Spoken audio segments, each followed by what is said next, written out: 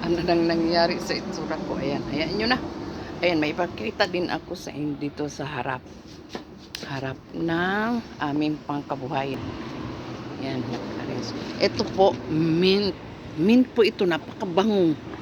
Ang dali lang niyang lumabong, oh. Ayan. Ito yung mga bulaklak na yung ginagawa namin doon sa park na pinagrarakita namin ni Ate Amy. Yun. Ito yun. Ito talaga ang gusto ko mabango. At mga kananay katatay, ito ang pinakamaganda sa lahat. May malunggay. Ano na ito? Tingnan nyo yung taas. Di ba ano na? Try na.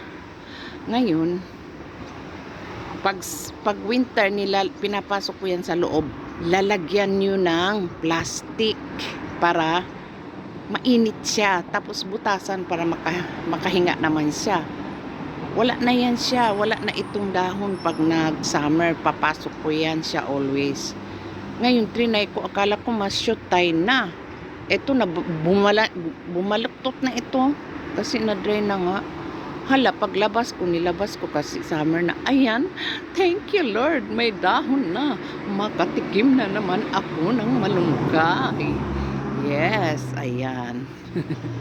Just sharing. Ito po yung mga bulaklak na parang, ano ba yun? Santan? Ay, ano ba yun? Kalimutan ng amnesia. At saka yung, yung tanglad, ang haba-haba na. Yung tanglad, dyan ko lang nilalagay para hindi siya maanuhan ng yellow. Pag mag-snow ba, hindi siya maulan. Ito talaga ang Japanese tree na mag-iiba siya ng kulay. Ito napakaganda din tong panglagay sa loob ng bahay.